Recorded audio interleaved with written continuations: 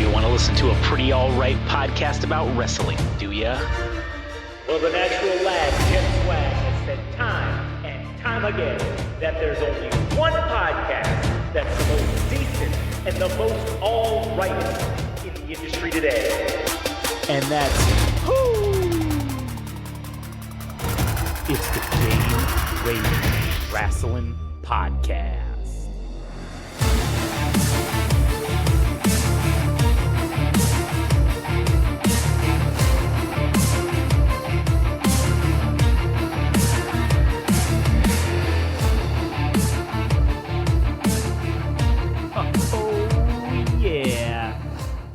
That's fucking right. It's us, the Game Rage Wrasslin Podcast, back again for more fucking punishment. This is episode number fucking 8. I don't know why I'm saying fuck a lot in this one. Maybe because I'm amped up about this fucking episode, I think. I just feel like I got a lot going on. Anyways, my name's Josh. Here today with Adam. Howdy. Yeah, that's Adam. Yeah. And we got some shit to talk about today. Yeah, Got mostly WWE. It's gonna primarily be WWE, and got some interesting things Adam and I had talked about previously. Yeah, and we're gonna see where they go, where they take us on the recorded version, on the recording. So obviously everybody knows about the whole CM Punk thing. We talked about that last week. And so we kind of had discussed, oh man, this Raw is gonna be off the chains, man. It's gonna be so good. And I'm gonna have to be honest. I don't think they fucking capitalized on this. it was either a 5 out of 10 or 6 out of 10 overall because there were good moments. Sure, yes, it started crap and it ended on crap. Yeah. So. Yeah, I've been trying to look up Yeah. the matches and shit, like working our way through.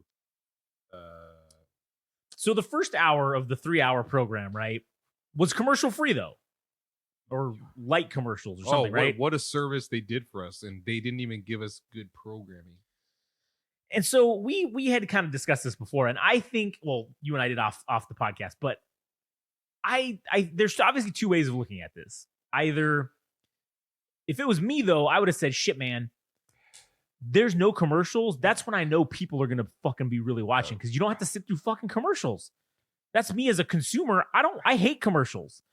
So if you're going to give me on quote unquote, not public television, but on a regular television channel, a no commercial hour, holy shit. I'm going to be making sure I try to tune into that.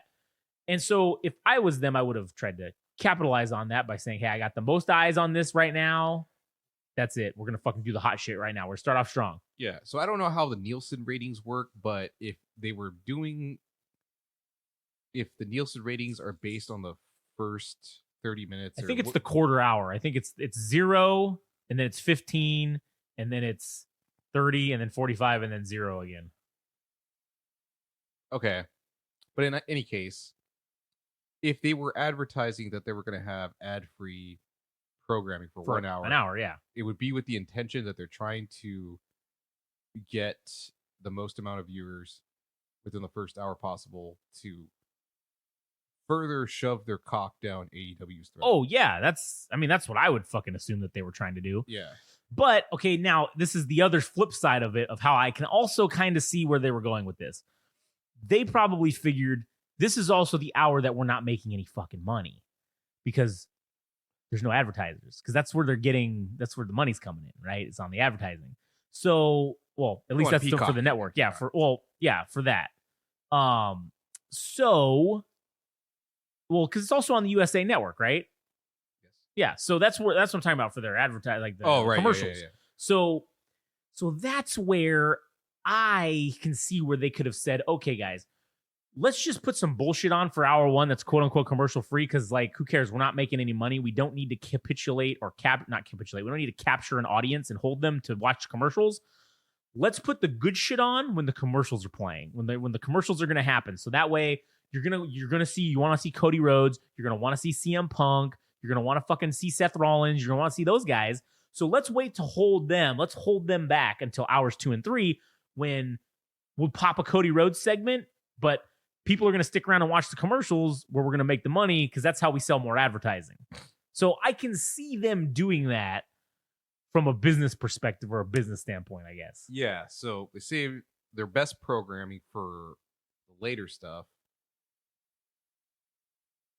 to please their advertisers. Right. Well, yes, to please the advertisers of yes, we got the numbers. Got the good segments. Yeah.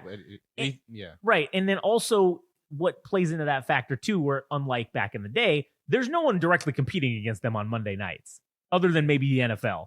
But it's tomato. Fucking nope. I would say they would be directly No, actually no, they wouldn't, because Monday Night Football is from 5 to 8. Well, actually no, even I don't know, dude. Because it depends. I think where in the time zone, because then it would conflict. It would possibly conflict. But even then, I don't think that the people that are if you're gonna watch one or the other, I don't think you're gonna. If you're a fan of both, you're watching both. If you're a fan of the NFL, you're probably not gonna. And you don't like wrestling, you're not gonna watch wrestling. If you like wrestling but don't want to watch football, you're not gonna watch football. So it's not like there's another wrestling program on that they're competing against like back in the day. Yes. And so when you were booking the show back then, you had to make sure that, okay, every fucking minute is fire. It's got to be great so we can maintain and hold the audience from clicking over to the other show. We need to fucking keep them here. So now we don't have that problem. If you like wrestling, you're going to watch Monday Night Raw, and that's what you're going to watch. There's no other option of wrestling on at that same time. So yes. Hey, fuck it. We can fuck off for the first hour. We don't need to make the first hour fire. It can just be whatever. Because we're gonna make the good shit for the advertiser. So I see it. I see where they were going. Yeah, that makes sense. It still pisses me off though. But they were selling it as okay. And maybe this is me inferring what they meant, because our free programming, oh fuck yeah, we're gonna get CM Punk for at least 20 minutes to start off with Raw. Oh, uninterrupted. Or Randy Orton. Right. Uninterrupted. And it turned out to be the case. That's how they ended up starting Raw. And I think that's nice that they gave the opening segment to Randy Orton. Actually, I don't know if it's better or worse, because where do you want to be as a wrestler or whatever? You rather be the person cutting the promo at the very end or the beginning, because at least when you start off, you have everybody's attention from the get-go, which means like if you were a wrestler that had their promo cut at the very end, you have to wait. You're hoping that everybody's going to stick around to the very end, and you don't know if that'll happen. So you almost want to be the first person. Therefore, Randy Orton got the benefit of this particular Raw by cutting promo first. And most of I kind of feel most of the programming or the booking aspects, most of the shows start, even going back in the day, during the Monday Night Wars, sometimes they'd start with a match, but mostly there's I feel like they're starting with a segment, like a mic segment, like a mic work segment. And I feel like as of late that we've kind of had that go back and forth a little bit. Whereas I feel like in the early 2000 era, like when Evolution was around, man, I felt like almost every Monday Night Raw, even they come out first. Triple H, they all got their suits on and shit, and they come out in the ring and they start talking shit about they're doing a fucking talking shit segment to set up what's going to happen later on in the episode, I guess. Yeah. So I do, and it was very reminiscent of that with Randy Orton coming out right out the gate. I was just like, damn, all right, this is okay. Right. And again, I thought Randy Orton's segment was decent. I didn't think it was fucking terrible.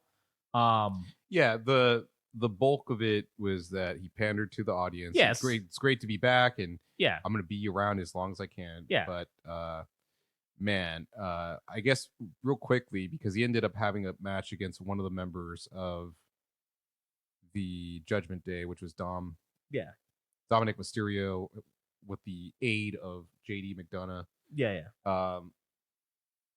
Randy Orton is looking a little stiff, dude. Well, yeah, man. I mean, he had that fucking. I mean, he had back surgery. Yeah, and that's not. I'm not bad mouthing him or anything like that, but it's father time. Catching up with him. Yeah, but I will say, during I mean, and we'll get to it, but one thing that was cool of note is that, dude, he looks. Granted, he can't move like really fast and everything as he's not a young buck, right, or anything like that. But man, when he does particular moves, like, I think it's called a power slam, right? Yeah. When somebody's running towards you and you scoop them up and you rotate them over you. Right. Yeah. Okay. Dude, oh my God. I love the way he delivers that, dude. It looks fucking so good. Even though I was talking about like his body aging, he still looks good when it comes to. I mean, also, man, he's like 43 or 44 years old, man. Like he's he's been wrestling for 20 fucking years at this point. Yeah, and his move, or more even, I think. And I don't think the RKO has helped his back. Oh, he no. always ends up landing on his back, and anything like that just fucking. Which is probably why you would want to have like a move like fucking the pedigree, because I don't even know about that one, because that one you're landing on your knees. Maybe that had its repercussions too. But if you wear knee pads, yeah, you're softening the blow. It still hurts. It's true. I imagine. I mean, not as bad as like fucking landing on your Well, back. you know what's funny is I don't like Triple H. Obviously, mainly uses the pedigree. I don't know if he has knee problems. I mean, he's got other problems. He walks, so he must be all right. Yeah, I mean, he did tear his quad, but that could have been. Who the fuck knows what? Yeah, who knows what the fuck that caused that? But yeah, I definitely the RKO has not helped him with that fucking back prop. It's probably what gave him the fucking back injury, to be honest with you. Like, Yeah. So interesting part of that segment was that Rhea Ripley was trying to recruit Randy Orton to the Judgment Day, to which he replied, "Daddy's back." Yeah, which was great. Yeah. Oh, mommy this. Oh, mommy that. Yeah. Which was cool. And here is where damn. So should we go off on a tangent so I can have this moment? Yeah, so yes, of course. We're talking about tinfoil hats. Yeah. And now we're going to dial back to Survivor Series. Right. With RTruth and the segment in which he appeared as the Ruffles Mark. Yeah. But seemingly out of nowhere. Seemingly out of nowhere for who knows how long he's been fucking gone, right? Oh, yeah. So my theory is that RTruth is an interdimensional being. And we saw evidence of this through a fan footage that showed that in the midst of him doing the Ruffles, whatever Ruffles segment in a Survivor Series, he was also in the audience. Yeah. And then on Raw, at some point, I don't know where it was, he appeared once more and did not know the outcome of Survivor Series, which lends to my conspiracy that RTruth is he is omnipresent. How do I want to phrase this? There are many versions of RTruth out there. Right. And I don't know which one it is. He's not the same one. That's what you're saying. He's like, it's not always the same RTruth that's coming out every single time. Yeah. And he's a time traveler. Right. And the motherfucker doesn't age. Yeah. Oh no, yeah, exactly. That's a fact. And that was one of the things that we had talked about last time about RTruth. I think he's the new Undertaker. He's the new timeless mythical character. Yeah. Because, the Undertaker's, gone. So we've gotten shades of different RTruths within the last couple of days. Right. There's RTruth, well, as he's basically become the clown, he's become the Ruffles Mark. Yeah. He's become a member part of the WWE universe. He's the WWE universe as an attendee. Yeah. And just RTruth as RTruth, which was in this segment that he did not know the RTruth, the wrestler. Yeah. Who did not know the outcome of Survivor Series, even though he was there. Very strange. It is very strange. And now this leads to the golden moment, the crowning moment of the crowning achievement. I am a huge fan of RTruth, and therefore to lend to the conspiracy theory of RTruth and us, the fanatics of RTruth, we will be calling ourselves the RTruthers from this day forward. From this day forth. There will be an RTruther segment likely on every fucking podcast. Yes, and to dial back to the Randy Orton segment, yeah, I'm going to put my patented RTruther tinfoil hat. Patented Game Rage Wrasslin RTruther fucking hat. Tinfoil hat right on there, buddy. All right. So I'm starting to see some things happening. Yeah. Okay. And maybe it's just me. I'm not sure if I'm looking into this too much. Mhm. But I personally feel as though Triple H has been investing in developing stables. With Yeah. Damage Control, the Right. Judgment Day, and I suppose the Alpha Academy. Yeah. Maybe I'm dropping the ball on some other. Oh, the new stable with big dude. Used to be a UFC fighter. Oh shit! What's that guy's name? I can't remember. Oh my god! How can I not know this? He was in the WWE in like 2006. Doesn't have a neck. Could barely rotate it. Dude, come on! I know this. I don't know how I don't know this either. But anyways, so what the? Yeah, I don't know. I'm sorry. Let me look this up. Okay, all right, I'll hold it down. So back to the RTruther thing. Yes, we enjoy RTruth and we enjoy him, and we want to highlight, what he has done over his career of being many different hats, and now it's coming to fruition where he is wearing all of the hats, and like Adam says, has become an interdimensional being and is omnipresent but not omnipresent because he's everywhere but nowhere. He's basically what I equate him to is King the Conqueror, as King the Conqueror has many different versions of themselves that I don't remember. But much like RTruth, there are many. To our knowledge, there are 4 versions. Right now, currently, yes, there are 4 versions of RTruth that we know about, and I mean, I'm curious to see what the future is going to hold and what versions of him we will see next. I mean, could we see another? And what's funny is he was the 24/7 champion for quite a while, and it's interesting that he would have been holding that title 24/7 because RTruth goes all day. He's 24/7. He's all around. He's everywhere. He's everything. He's maybe that's the timeline split that happened. That RTruth was when he became the 24/7 champion. He had to multiverse himself into being able to defend the title 24/7. But it's not just him; it's the multiple versions of himself, fucking going around and fucking defending all the titles.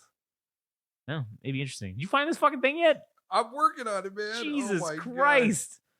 God, see, this is why we need a fucking guy or gal or they, them, whatever, to fucking sit here and look this shit up for us. Because we could have been continued talking, and they probably would have fucking found this by now already. They would have been like, oh, yeah. Oh, my God. What? I got it. Okay, what is it? It's fucking Bobby Lashley. There you go. God damn. Oh, my God. That's so fucking horrible. But Man. he has a stable now, too. Oh, okay. So, are we good with the... Yeah, no, I was just going on to keep this thing going so somebody was talking. So, yeah, go ahead. All right, so RTruth. No, I'm just kidding. Yeah, so Bobby, there's been quite a few stables that have been developed, right? And I think that's a great thing. Yeah, I okay, so there has to be a perfect balance because it can't always be everybody's part of some group or stable. Yeah, because then it means nothing. Yeah, then it means nothing. Yeah. You can be undersaturated and you can be oversaturated. There is a sweet fucking spot. And right now, I think we are just one group shy of the sweet spot. Yes, and that the RTruth or tinfoil hat comes on. So because Triple H has been, I imagine, developing stables and such with Damage Control and all the other mentioned stables, Randy Orton is now pitted against the Judgment Day, which means it's one person against let's see, was there 5 people? people? Yeah, 5 people at this point. Right. And my belief is that Randy Orton, if he's going to be facing the Judgment Day, is going to need some help. Right. And for at least, I mean, shoot, I don't remember when Legacy started, but it was comprised of Cody Rhodes and one other person that I don't even know who the fuck his name was, but Apparently, he wasn't relevant enough to stick around. No, it was fucking. I don't remember his name, but he was what's his name's kid? Ted DiBiase. It was Ted DiBiase Jr., right? That was his actual name. Was it? Yeah, because he was Ted DiBiase's kid, and I think his name was actually Ted DiBiase Jr. Okay, in kayfabe. I guess I didn't do him. Yeah, justice. terrible. But anyways, Okay. In any case, my theory is that because of the threat Judgment Day poses to Randy Orton, he's gonna have to reform. It would be lovely to have Evolution again, but it's Right. not gonna happen because that was Triple H's thing. So Legacy is Randy Orton's thing, and because Cody Rhodes has returned, yeah, and Cody Rhodes was a former member, and he also called on Randy Orton to arrive right. at Survivor Series. Yeah. I think Randy Orton is going to look to some help in Cody Rhodes, but there also needs to be a third member because there is something like, I guess, the inverse ninja law, right? Yeah. The inverse ninja law is something like if there's one ninja, it's like the rule of two, right? Yeah. The Sith are badass because there's only two, which means that there's a master and apprentice, but the apprentice is the one that does all the bidding and all that. Yeah. So he has to be fucking badass. Right. Imagine if there's 100 Sith. I mean, they must have been mediocre when. Yeah. So this is the strongest, Version or whatever. Yeah, right. So Randy Orton by himself is great by himself, but he can't face 5 people. So he at least needs 2 people, so it kind of evens out amongst the 5. Because JD McDonough is a jobber. Yeah, right. Dom is basically a jobber, right? He's a jobber with a belt. Yeah, that's so the other 2 members all 3 of them together can handle 5 people, right? Yeah, or 4 people. So there was a segment on Raw at some point. It was a back behind the stage scene with Randy Orton and Jey Uso, who have had history because of the bloodline, right? And Jey Uso apologized to Randy Orton about anything that had happened in the past. And Randy Orton said, hey, for all the things that have happened between us, it's all good. I've seen you interacting with Cody and you've been doing right by him. Yeah. Therefore, we're good. On we're that. straight. There's no bad blood between us as long as, you're good or whatever. Yeah. So my leading candidate for the third member of the reprised legacy, if it were to exist once more, is Jey Uso. Oh yeah, definitely. My belief is that Randy Orton will keep Jey Uso around because he is the Viper. Yeah, and he is somebody known to RKO anybody for the sake. Yeah, of just doing it, just being an asshole. Right. Yeah. That Randy Orton, although he has said on the surface that he forgives Jey Uso, that's lie. He keeps his receipts. That's what I believe. Right. So he will keep his receipt on Jey Uso, and it will be returned in favor at some point. But he will keep Jey Uso in legacy because it looks good. Right. Randy Orton being the son of Cowboy Bob Orton. Right. Cody Rhodes being the son of Dusty Rhodes. Right. And, of course, Jey Uso being in the Anoa'i family. Yeah. Or the Fatu family. Rikishi's Rikishi's son. So you have a multi-generational stable of second generation and onwards members. Right. And it would be really cool to see, at this point, the Judgment Day being the top stable within the WWE go against something as cool as this, like these 3 people going against. And then at some point, I don't know where you go with this with Randy Orton. If Cody Rhodes eventually becomes the undisputed world heavyweight title, maybe fucking Randy Orton betrays Cody Rhodes at some point because that's very akin to, the things he's done in the past. That he's on a dime. He can turn heel. Yeah. And you can go the opposite way with Jey Uso. Yeah, well, and to pay his receipts, right? To get his receipt. Yeah, and just like Triple H turned on Randy Orton when he won the World Heavyweight Championship from Chris Benoit. When he was in Evolution. Yeah, and essentially Randy Orton would be doing the same thing. He would, you keep him around, and then it looks good on paper. He's playing nice. They're all three of them are facing a common enemy. Right. True. Yeah. Yes. The enemy of my enemy type deal. And then as soon as that's over with, now I need to cash in my receipts and I need to get that belt. Yeah. Or whatever whatever it is that Cody has. Yeah. But yeah, I think that theory is what's going to happen. I think I feel like it's going to happen. It's going to happen. Yeah. It's probably what should happen. Yeah. And that makes the most sense, at least to me.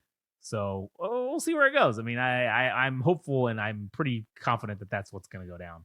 Right. So we're calling it here now that's how the Legacy is returning with Cody Rhodes and Jey Uso. Yeah. And maybe they might add another one. Who knows? I mean, they might. I don't know who that fourth person could be, but it would be cool if there was a fourth person to build up another talent within that company, because that was Randy Orton, 10 or 20 years ago. Right. There's somebody like coming up in NXT or something that he could pull up. Yeah. And then also, because you got Rhea Ripley, you got a female. There's a ton of fucking choices you could probably, well, maybe not a ton, but I mean, Charlotte Flair, I mean, wait, she's on SmackDown or is she on Raw? I think she's on SmackDown. Well, either way, you just say fuck it and you just fuck the system and you pull her over, and then that's your second generation female version. And then in Legacy. Yeah, in Legacy to take, because you're going to have somebody take and do something with Rhea Ripley, like if you're going to do this, in my opinion. Right.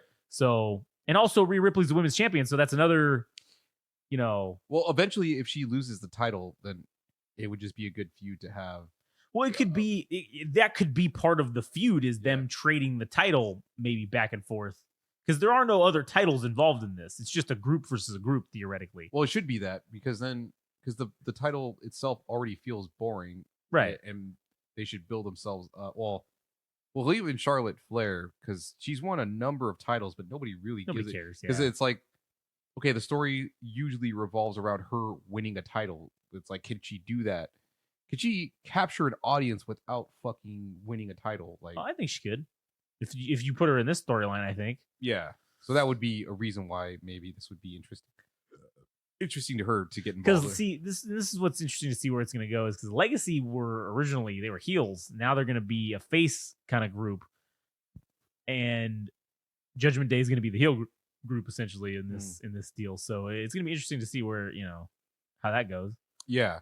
Do you have anything else to add to this? Not to the Legacy thing, no. Okay. So then we progressed to Raw. Kind of a boring couple matches. Nia Jax versus, I think, Zoe Stark, that I didn't really care for. I don't really like Nia Jax, I'm going to be honest. I don't think she's a safe worker, because, I mean, I've seen some of the matches with her. Yeah. Just recent memory. There was one match, I think, maybe a couple weeks ago. She faced Rhea Ripley. And I think she actually sat down on her. Because you know how you can jump off the ropes and you can hold yourself up just before you're actually going to collapse on them. It didn't look like that. And she throws her weight around liberally, and I think she ends up actually hurting people. If I'm I don't know. I just thought it was a boring match. Didn't enjoy it. And I'm not sure what else followed afterwards. But then were you gonna be keeping track of like all the matches and saying anything specific about them? No, I didn't really have any positive comments, I guess, about. Yeah, because I feel like the matches were kind of whack. I didn't really have any positive things to say, but mainly the segments, obviously the CM Punk, the Randy Orton, the CM Punk, and then the Cody the Cody Rhodes segment. Yeah, and maybe that's the way to go about this episode mostly, because that's probably where I was going to go next, was with the Cody Rhodes thing. Yeah. So Cody Rhodes announced that he is. I actually thought he was gonna. As much as I was thinking about the Legacy theory, I thought maybe, since they added new people, that he was going to announce he was going to go back to SmackDown, but it was actually something else. Right, yeah. It was him announcing that he's going to be one of the entrants for... He's entering the Royal Rumble, the first person to enter into the Royal Rumble. Then we cut to a segment, the Titantron, with Shinsuke Nakamura popping up. So good. That was so good, man. Yeah. So what do you got to say about that? I thought it was fucking great. I love that fucking he just doesn't give a fuck and he's just gonna speak Japanese fucking all the time. Yeah. And honestly, it kind of makes it even more intimidating that he's just talking Japanese and then there's subtitles. Like you have to read subtitles and know what the fuck he's saying. Yeah. That's how much he doesn't give a shit about what you like. He doesn't care if you understand him or not because he's gonna come fuck you up. Yeah. And like that, like he just comes and then you're thinking, oh man, he's talking all this shit, and then bam, he just comes out from behind and they fucking clash. One of the things I love about wrestling is how I guess I'm convinced, or rather they make you suspend your disbelief that these wrestlers can just hijack feeds. Right. Like on the Titantron, that they could just randomly fucking throw on their own video or their own segment as somebody else is cutting a promo.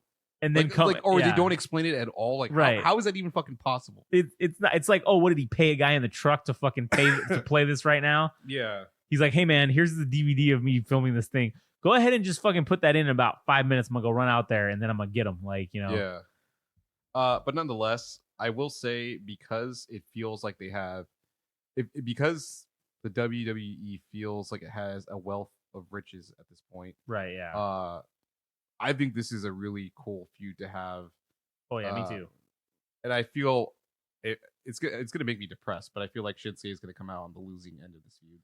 Oh, he's going to have to because they're going to be building. I think this is one of the things, the stepping stones of building Cody Rhodes to WrestleMania, which obviously this next month or a month and a half until Royal Rumble happens, which is why I think he declared so early for the Royal Rumble. Because I mean, goddamn, it's not even until like the middle of January, and I'm already declared. They don't usually start doing this till right after Christmas. Maybe after Christmas is when they'll start. People will start. I'm entering the Royal Rumble because you got 2-3 weeks till it comes up. So we've got almost 2 months to go. So now I think that's why they did this stupid announcement now for declaring for the Royal Rumble, because it didn't really make sense to do it this early. But now you've got him Shinsuke and him are gonna fucking feud until Royal Rumble, essentially, or maybe even right before Royal Rumble, or maybe even the conclusion of the feud will probably happen at the Royal Rumble. What do you mean? Because he's an entrant. No, I know, but they're gonna probably have matches up until then, and it will conclude in the Rumble match. Yes, where that would make sense. Cody, maybe it's gonna come down to where they're the last two, and then they're gonna fucking fight and have like a 5 or 6 minute actual match. Yeah, and then Cody throws him over. Yeah, and eliminates him, and then maybe they have one match at the pay-per-view in December. Yeah, and then you have maybe another match on Raw, and then each one drops one. They're 1-1, and then the Royal Rumble is that's like the third match or whatever you want to call it, I guess. Yeah, and you got anything else to add for that segment, or? No, I liked it. Overall, it was great. It was one of the highlight. I think it was probably the best segment of the night, in my opinion. Okay. Because I think at some point, I think what followed afterwards was Seth Rollins coming out to talk about the future of the World Heavyweight Championship. Right. And Drew McIntyre comes out and gives a spiel that he once more would like to have a title shot. Yeah. Which Seth Rollins reveals Jey Uso is going to be the person that he's facing. And I don't know how I feel about it. I think it's something they decided to further sow Drew McIntyre's descent into a heel. Yeah. Because I don't know if I've seen Jey Uso win matches by himself, because, and maybe I haven't been paying attention close enough, but I felt like his matches were being interrupted by the Judgment Day, so it seems kind of odd or inconsistent storytelling if Seth Rollins is going to be facing Jey Uso if he hasn't really earned the number one contendership spot.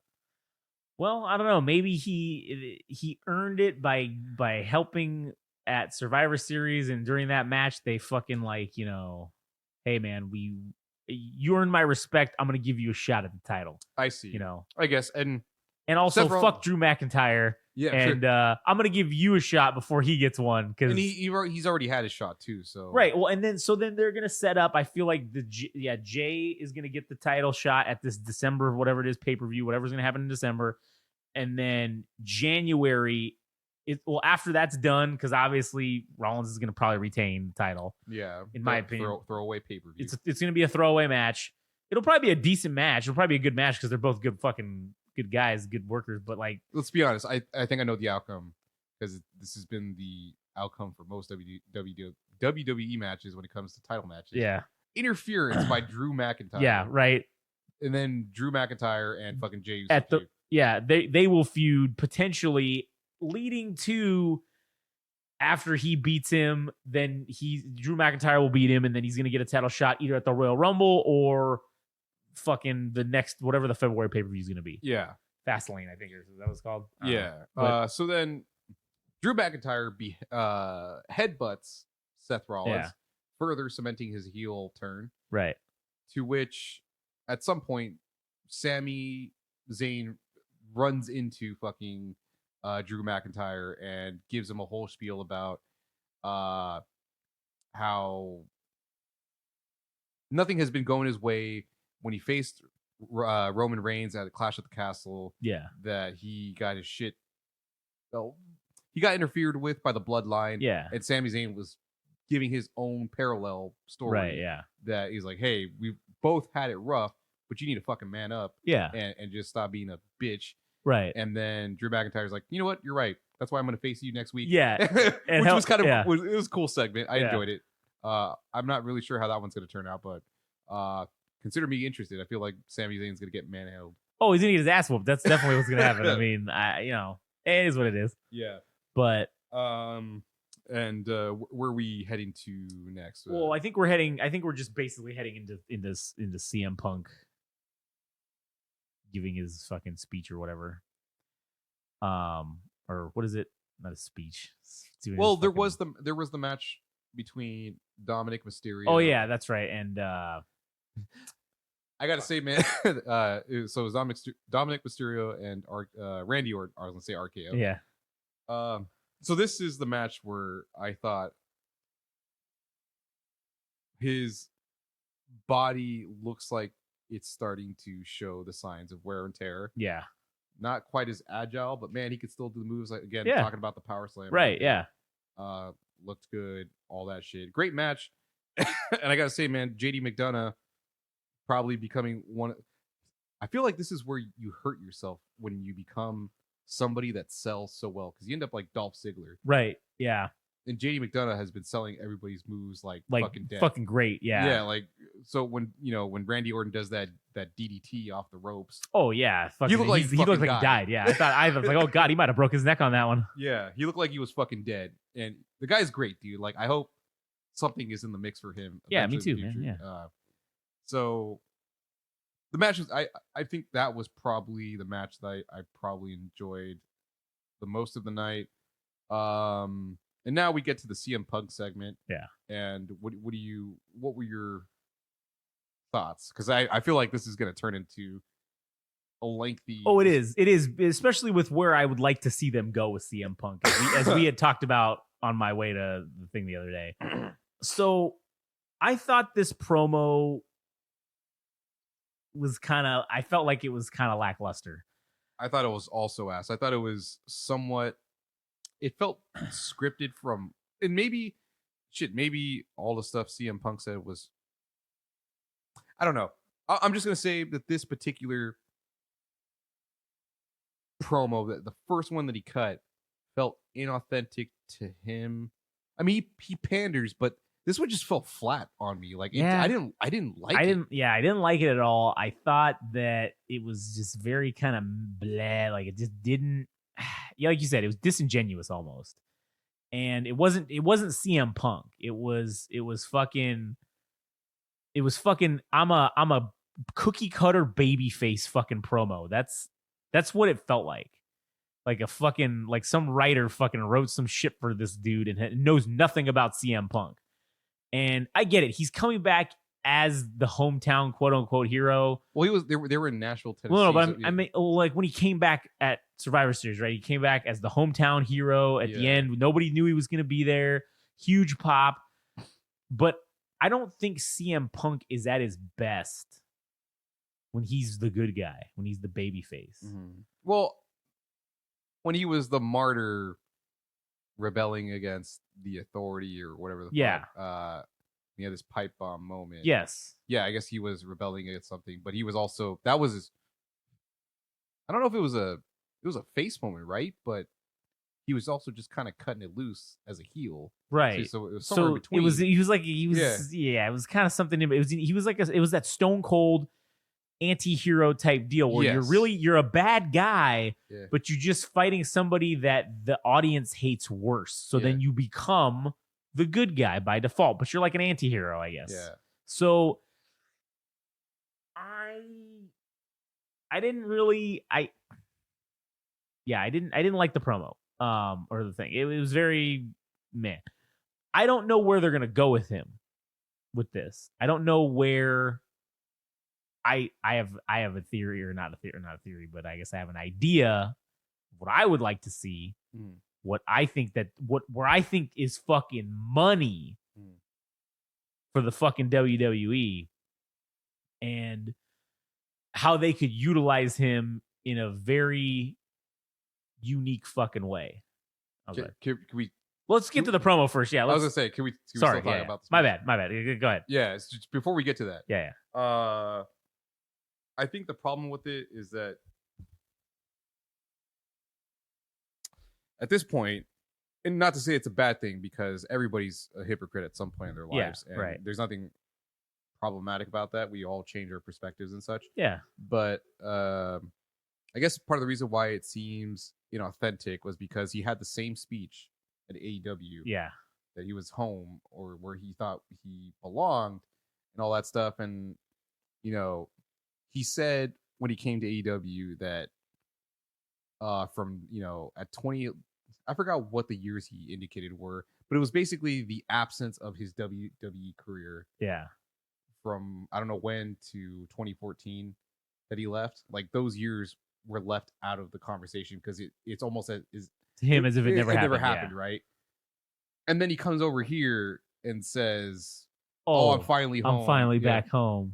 But I guess that's why it was a little bit of a problem. It was the pandering as well. It's like, oh, I'm here, and I came back for you guys, and we know he probably got paid a dickload of money, and right. and this was just like lightning in a bottle. It's like, we got to strike while it's hot. We got to shit on, we got to shit in Tony Khan's cereal. Yeah, and then we got to shit in his mouth directly. Right, and so we did that, and then he did have a flash of himself when he's made that joke about, oh, you guys are cheering for a Blackhawks fan, like that was a little bit like him. And then the rest of it was just, hey, I'm back, and thanks for greeting me so warmly or whatever. And there was just as many people that were not fans of him returning. Right. So that more or less kind of like wraps up like how I felt about it, is that I don't know, man. Well, it wasn't the speech that I wanted to hear, and fuck, that was not the way to end Raw, dude. I thought they should have started with him to strike while the iron's hot, and it just felt, the whole Raw and felt then like a start whatever feud he's going to be in at the end. That's how you end the Raw. Yeah, is with him starting whatever feud he's gonna fucking start. And that's not to say that I don't. This thing is not indicative of what's to be expected of Punk. This was just kind of like a blip, like a misstep. But I think once he starts going against people and cutting promos against people, he'll get exactly what he wants, and we'll hear promos that we're going to be probably talking about and shit. And one thing I'm looking forward to as far as the future of the WWE goes, something that they stole out of fucking AEW is that these media scrums that they've been having. Oh, yeah. So one of the best moments that CM Punk has had in AEW was this whole fucking thing about saying he's working with children. And there was this whole stick about muffins, like he was promoting somebody. It was fucking hilarious. So I'm actually looking forward to that when it comes to pay-per-views, when they have those things, what CM Punk is going to be saying. So that's something to look forward to. And as far like, okay, so now let's get to your theory. So this is, I don't even know if it's a theory, but this is just what I would like to fight. This is what I would like to see happen. This is not, maybe not so much a theory. I am going to call it and say, fuck it, I think they're going to do this. Okay, but they're going to do a version of this. I think that what they should do, this is the Josh from the Game Rage Wrasslin Josh fantasy fucking booking hour. This is what this is about to become. All right. I think what you do, you're the WWE, you're Triple H. Okay, you're running, you're making some shit, and you have the enemy's fucking. Oh, well, you stole this dude from the enemy.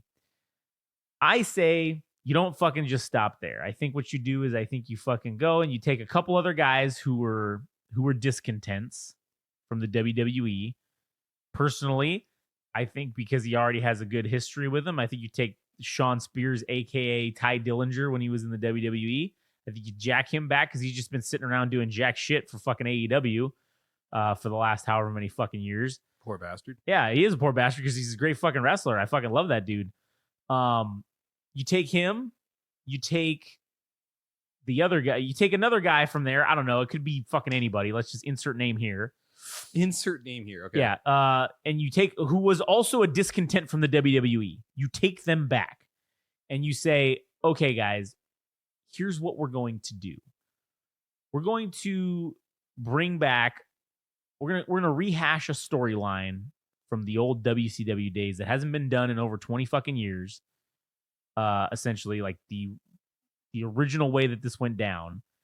And I mean, because as we talked about, they're rehashing shit from those days anyways. Might as well fucking do something useful with the property that you have, right? So, and I haven't specifically said the property of what I'm talking about yet. Maybe people will be able to probably figure it out, but I will say it eventually. So you take those two guys, you have them start showing up. They come in through the crowd, grab a mic, say, hey, you fucking people, you WWE, well, you can't say fucking, but you know what I mean. You say, hey, you WWE Universe, you fucking know me and you know who I am. And you know what? You don't, or I don't know, you say something to that effect, right? You do that. You have them come do a couple things. You have them fucking do shit. You're obviously this whole time you're going to be building up CM Punk as a babyface for now. So you keep that going.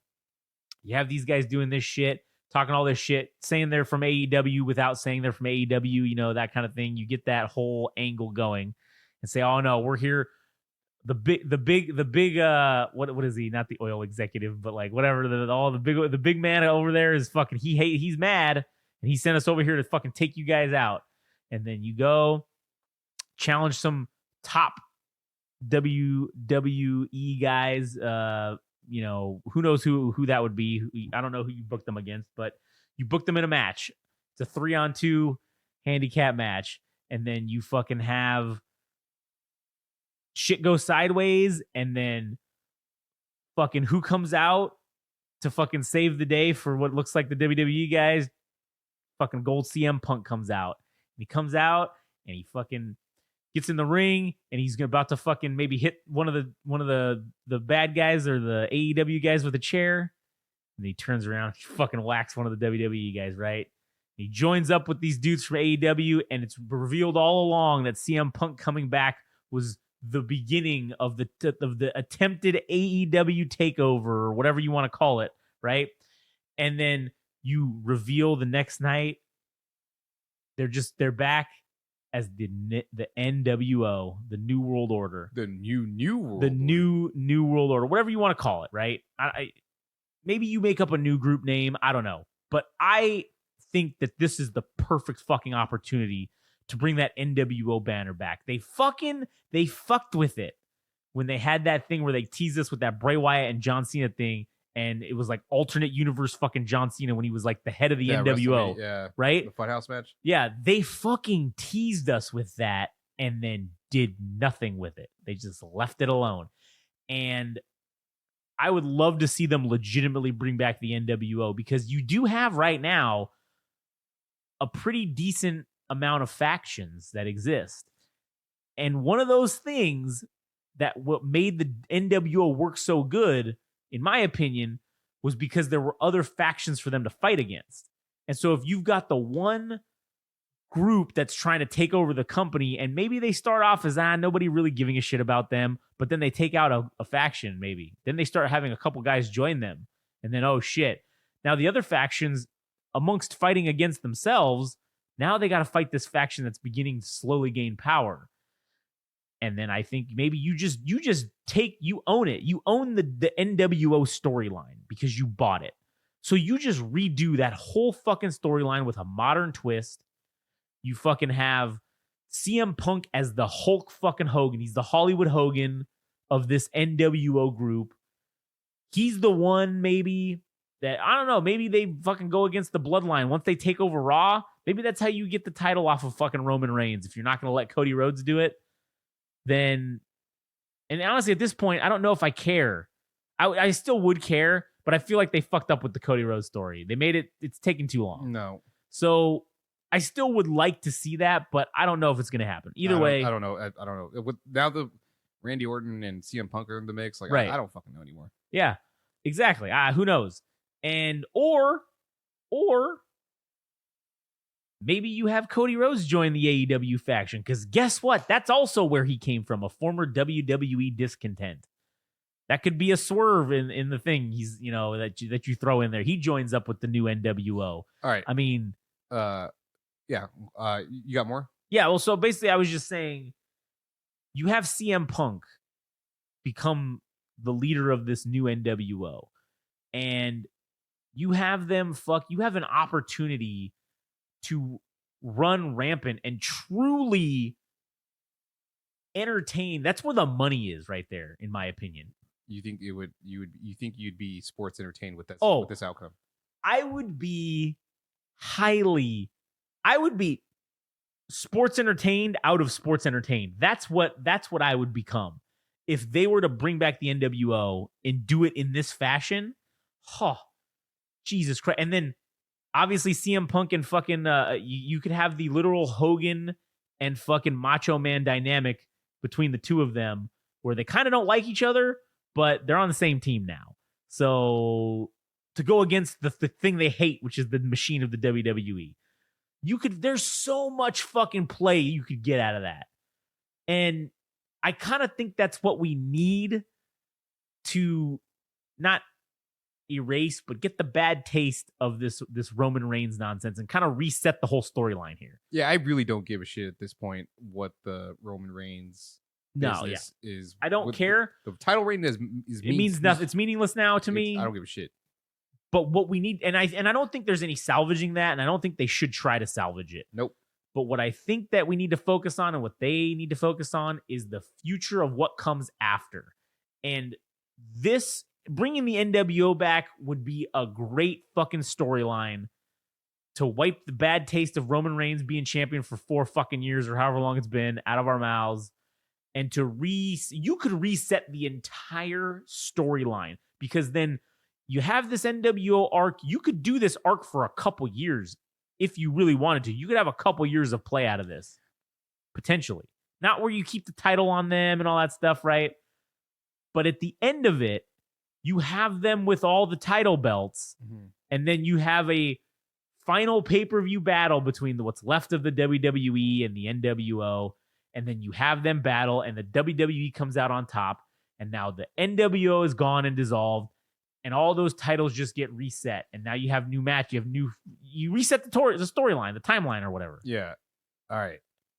So I will say something that goes against what you just said, sure. But also I will say do the opposite and add to what you're piggyback what you're saying. Good. All right. So the NWO thing, which would be fucking great because it's like a name that hasn't been around in 20 years, right?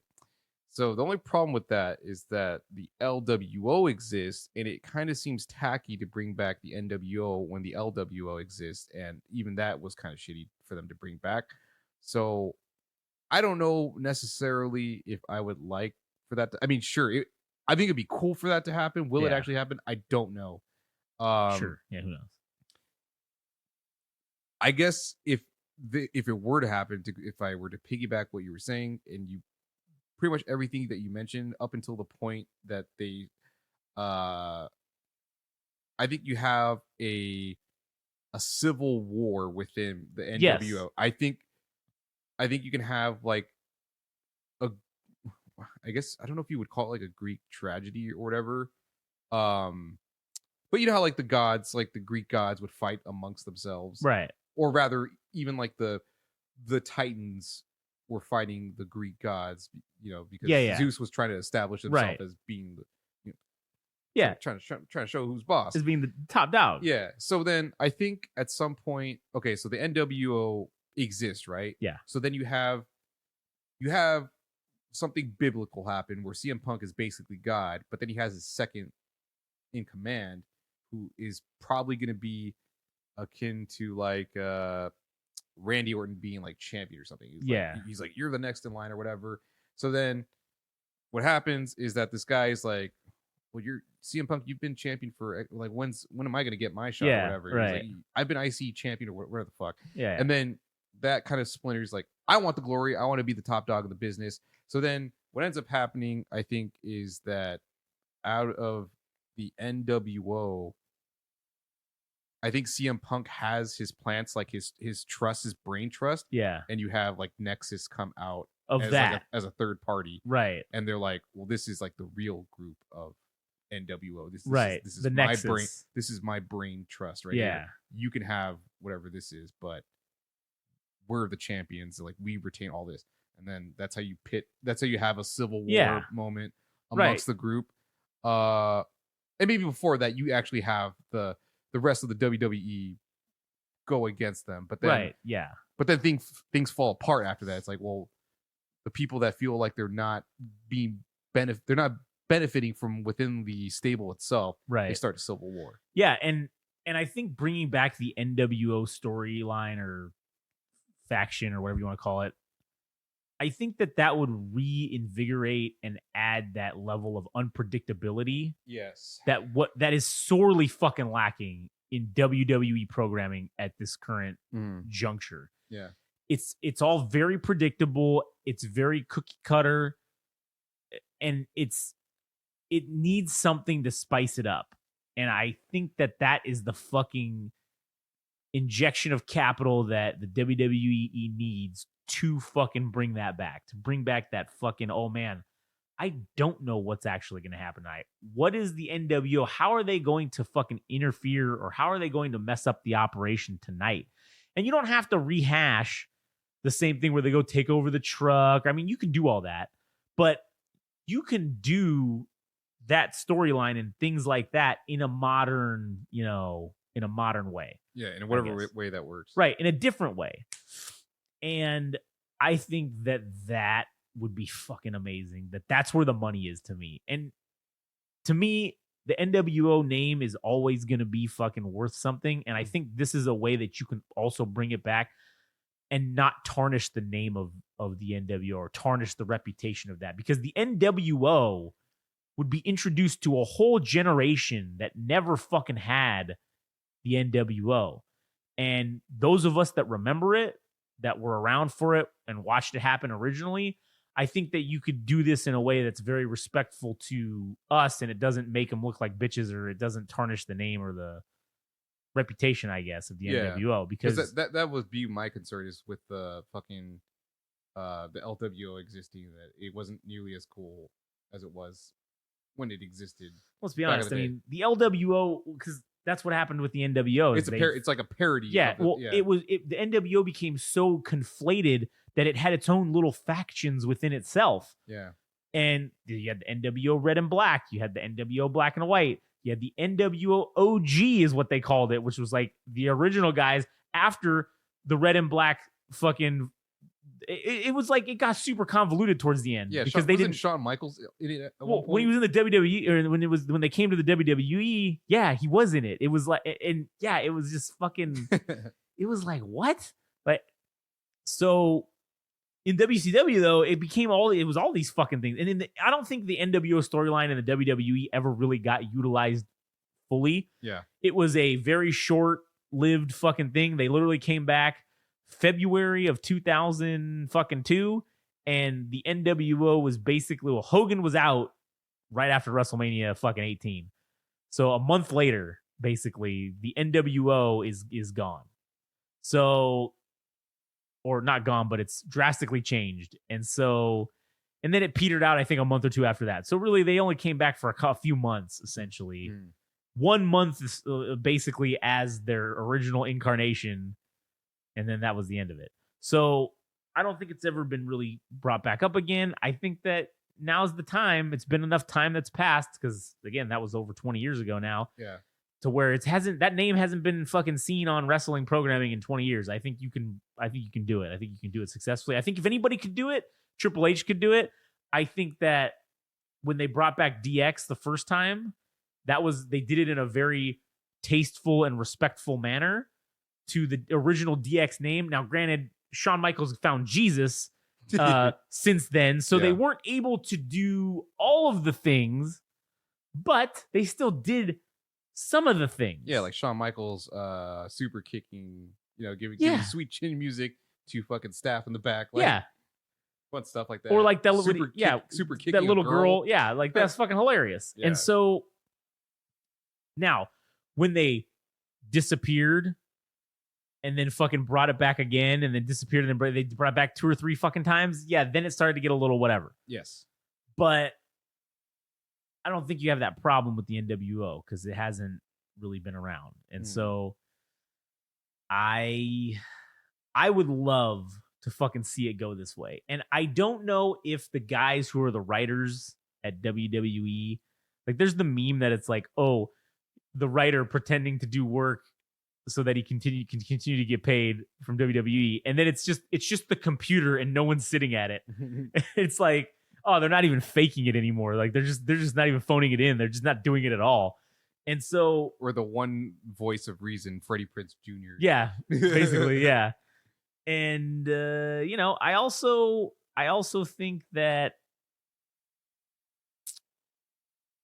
it's something that would get people who are like older wrestling fan, like us, I should say.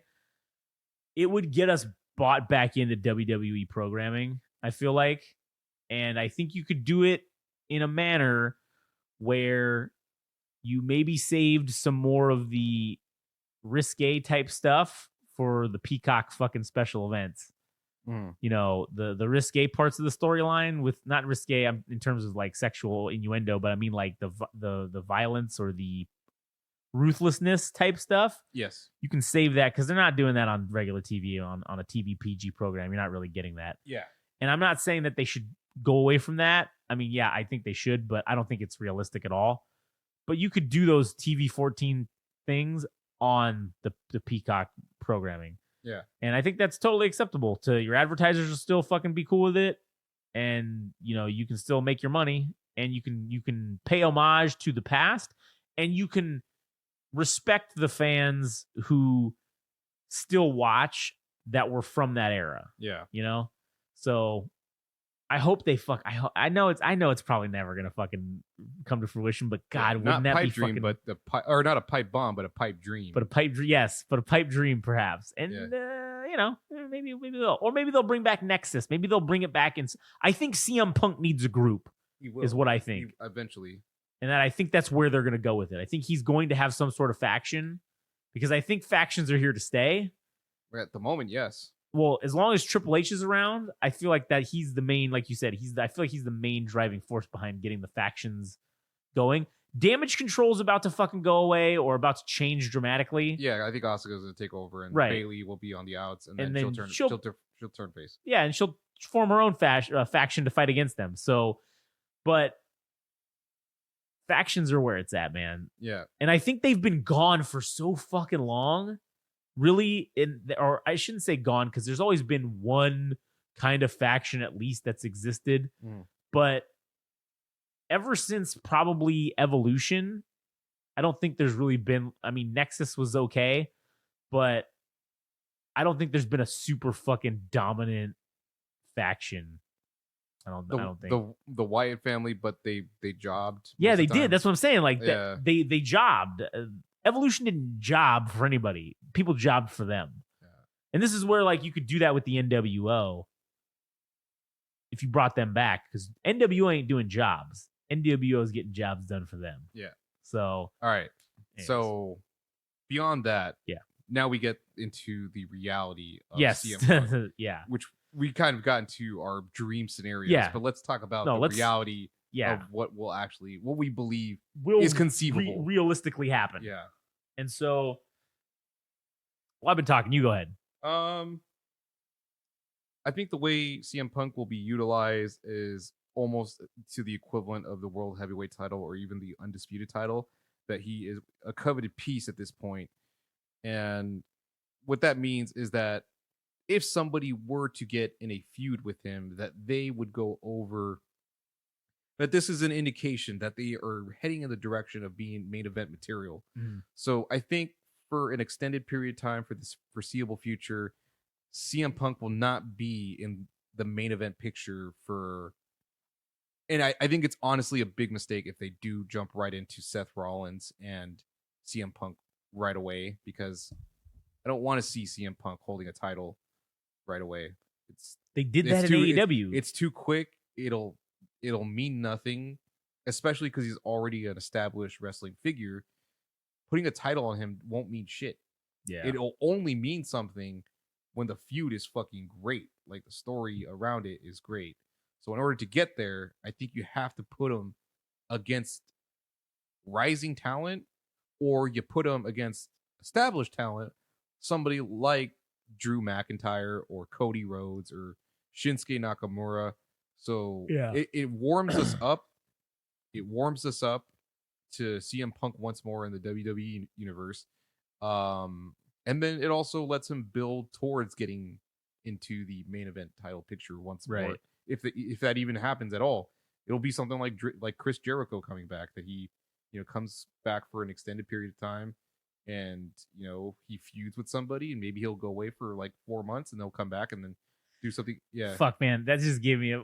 What if Chris Jericho's the guy they get to fucking come back and be in the NWO with CM Punk, man? Oh, dude, that'd be so great to have those two. And what would be funny, it would be ironic too, because Jericho. He's in AEW, but no, but what I'm saying, he was a WWE discontent. That's why he went to AEW. What if they snipe him back? And then what if?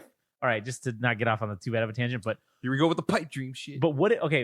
But think about this: Chris Jericho. How ironic would it be? He hated the NWO. That's one of the reasons he quit working in WCW, was because he felt like that the NWO was just getting all the fucking shit, and he was just getting shit on the whole time. Right. So now for him to come back and to maybe reform or be the head, one of the heads of the NWO in the WWE, would be just fucking hilarious.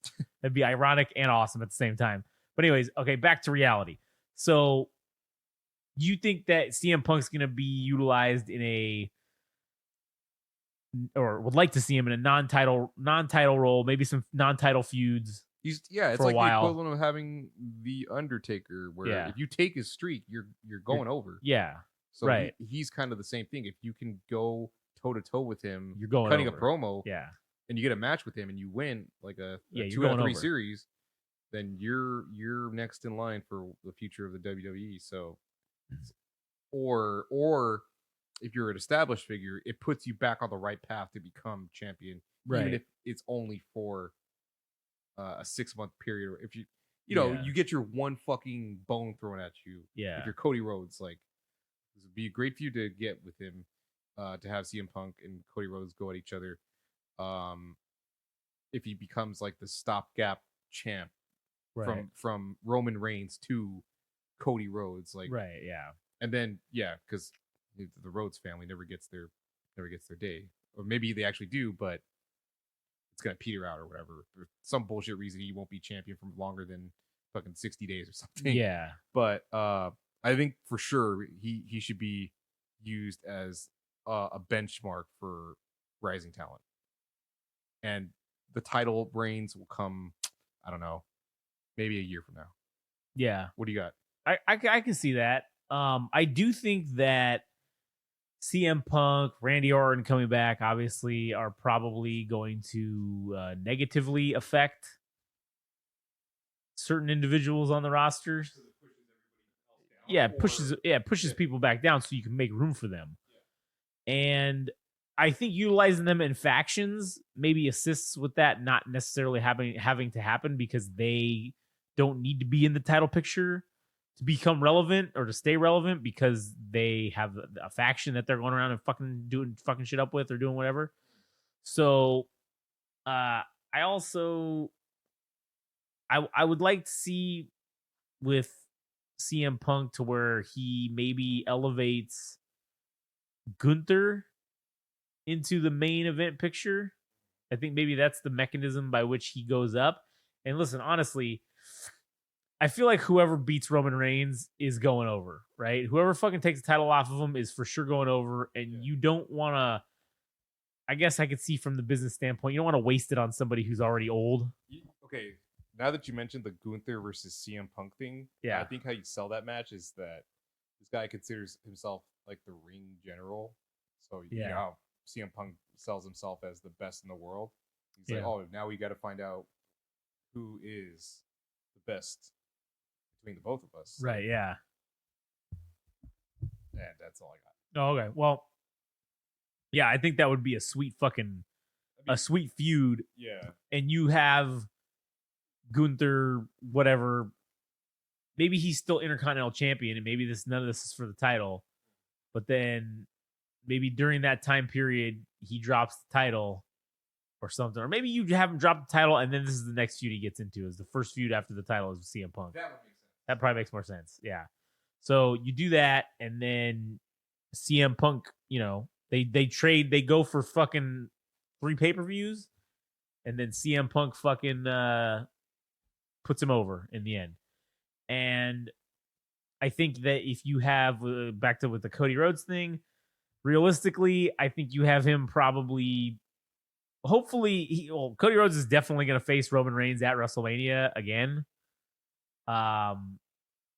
And then here's the problem with that too. Now we're going to get the same fucking main event 2 years in a row. And hopefully we get a different outcome, I guess. But again, that's kind of where we see this whole, not what's it called, where you have fucking deja vu or whatever. It's like it's like same old shit again. It's, well, now we're getting redundant or we're getting the same match we got last year, but maybe with a different outcome, right? I'd still like to see Cody Rhodes win the goddamn title at WrestleMania. I don't know if Cody Rhodes is the dude that needs to fucking take it off of Roman Reigns. I think you need your next, whoever your next star is going to be, that you're going to build. That's who needs to take the title belt off Roman Reigns. And if it's Gunther, awesome. If it's fucking somebody else, I don't think anybody who is established is established in the main event picture should be the one to fucking take the belt off of fucking Roman Reigns. I think it needs to be a new guy. Okay, I found a way that people could care about Cody Rhodes being the undisputed champion. Yeah. So because he's built relationships with Jey Uso, I don't know if that works because the Bloodline, lost a member. They're looking kind of thin. Yeah. But you know how they always interfere right. with matches and shit? Yeah. So the WrestleMania moment that I imagine is that there's literally nothing that could stop Cody Rhodes from winning. So all the people that because he's kind of like, sorry, I'm out of breath because I just did push-ups. So the story that you spin is that Cody Rhodes has been the Boy Scout do-gooder that has built relationships with people across both brands. Yeah. And that everybody that he's helped interferes in the match so that the Bloodline are like trying to make sure that Roman Reigns wins. Yeah. But then everybody else comes out for Cody Rhodes to win. So you have everybody so that everybody's invested in Cody Rhodes finally fucking winning the fucking championship. So that's how you sell. That's to me how you sell that moment, is that everybody that is for Cody Rhodes is like, this guy's done right by me. Let's fucking make this happen. Let's will this to to be in coming existence. That'd be fucking sweet. Yeah. So that's that's how I think that'll happen. But what else? I mean, did you have anything else to add? No, I think that was pretty much it. Where we at on hour and 15 minutes? All right, man. Fuck yeah, we did some more good work. Yeah. You got anything else for this episode? No, I mean, that was pretty much it. I'm sure we'll catch up on everything else that'll happen with wrestling on a weekly basis. Yeah. If we continue to go on the streak that we've been having with 2-day streak or two back-to-back streams. Yeah. I mean, episodes. I mean, shit. Yeah. Cause this This one's gonna come out. I'm gonna put this one out because we did the other one this week. I technically put it out on Monday, so we'll do it every Monday. So it would go out on Monday of this upcoming week. Yeah, and hopefully we're invested enough to just keep watching keep Raw this at up. least. Yeah, or it'll be telling if things are going good or interesting enough that we still invested. That we can at least have shit to talk about. So yeah, fucking. Anyways, if you enjoyed this episode, fucking stay tuned for hopefully more. Like Adam said, we're gonna try and do this as often as possible. Hopefully the fucking continues the storylines in WWE continue being at least watchable and decent, so that we can keep fucking talking about it. Yeah, shout outs to the RTruthers out there. If you're an RTruth mark, dude. Yeah, if you're an RTruth mark, fucking hit us up on Instagram or fucking TikTok at Game Rage Magazine or on Twitter /X at Game Rage Mag. And also stay tuned for the official Game Rage Wrasslin RTruther tinfoil hat, because those will be on sale soon, or at least a shirt will be on sale. Yeah, about something to do with RTruther. Yeah, because I don't think WWE can stop us. I mean, they can try, but I don't think they can. Hopefully, it's transformative enough that we can't get sued. Well, I think the word RTruther they don't own it. And I think it's going to be a tinfoil hat. It's ours, damn it. Yeah, we fucking invented that shit. So fuck off. Yeah. Anyways, thank you guys for listening, and stay tuned for all that good shit. So we'll catch you on the next one.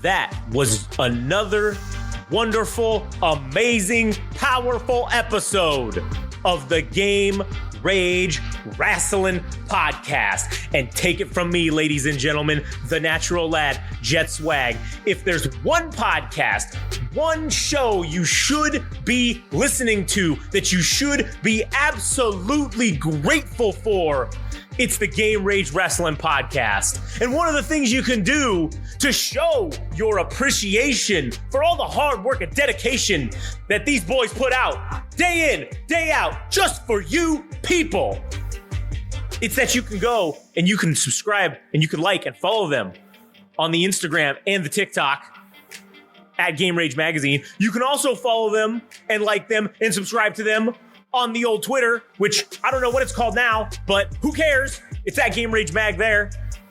Additionally, if you feel the need to really show your appreciation, which you should, then go to their website at www.GameRageMagazine.com and show us some love. Show them some love. And show some love for the natural lad, Jet Swag.